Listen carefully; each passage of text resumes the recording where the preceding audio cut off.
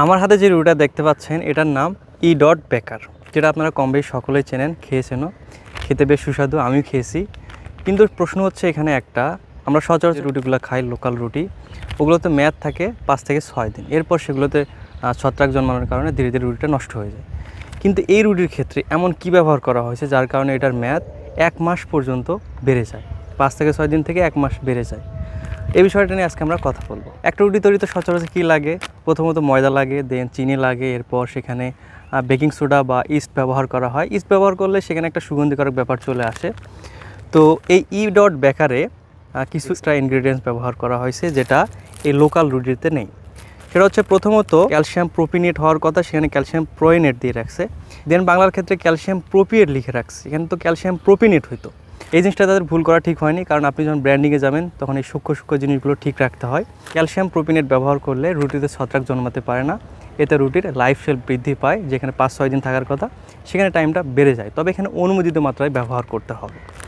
দেন এখানে আরেকটা জিনিস ব্যবহার করা হয়েছে ডিহাইড্রো অ্যাসিটেট। ডিহাইড্রো নামটা শুনে বুঝতে পারতেছেন এখানে পানি বিরোধী। হাইড্রো মানে পানি যোগ করা, ডিহাইড্রো মানে সেখান থেকে পানি বের করে দেওয়া।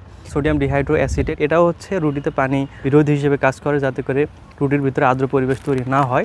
আবার সরবিটল ব্যবহার করা হয়। সরবিটল যদিও মিষ্টিকারক, কিন্তু এটাও পানিরোধী হিসেবে কাজ করে রুটিতে। তো এগুলো ব্যবহার করতে হবে অবশ্যই অনুমোদিত মাত্রায়, তাহলে ঠিক আছে। এই রুটির মেয়াদ যেহেতু 1 মাস, তাহলে যেখানে প্যাকেটটা ব্যবহার করা হয়েছে এই প্যাকেটের বাইরে থেকে বাতাস ভিতরে আসতেছে কিনা এটাও খেয়াল রাখা গুরুত্বপূর্ণ এই প্যাকেটের ক্ষেত্রে।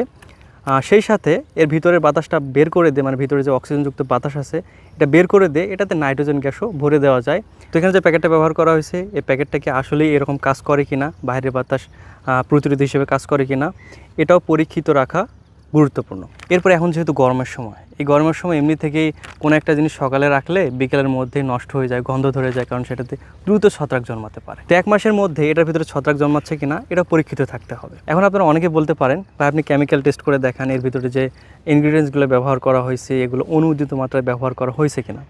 তো কেমিক্যালি টেস্ট করে আসলে এটা বলা যাবে না, এর জন্য একটা উন্নত মানের ল্যাব থাকতে হবে যেখানে এসপিএলসি টেস্ট করা যাবে অথবা জিসিএমএস টেস্ট করা যেতে পারে। তো এগুলো আমার কাছে আসলে নেই, যে কারণে আমি বলতেও পারতেছি না। তো যেহেতু ই বেকার বাংলাদেশে এসেছে এবং এখানে বিএসটি এর লগো দেওয়া আছে, সো এক্ষেত্রে 1 মাসের মধ্যে এটাতে ছত্রাক জন্মাচ্ছে কিনা এটা পরীক্ষিত থাকা খুবই গুরুত্বপূর্ণ। বিএসটিআই যেহেতু অনুমোদন দিয়েছে, তারা এই ব্যাপারটা খেয়াল করেছে কিনা 1 মাস এই রুটিটাকে রেখে এভাবে এটার ভিতরে ছত্রাক জন্মাচ্ছে কিনা এই ব্যাপারটা তারা দেখেছে কিনা আমি আসলে জানি না। তো আমার মাথায় যে প্রশ্নটা ঘুরপাক খেত, এই রুটির মেয়াদ 1 মাস কীভাবে বৃদ্ধি করা হয়েছে, আর যেটা লোকাল রুটি 5-6 দিনের মধ্যেই এটাতে ছত্রাক জন্মানোর কারণে নষ্ট হয়ে যায়, তার উত্তর হচ্ছে আপনারা ইতিমধ্যে জেনে গিয়েছেন।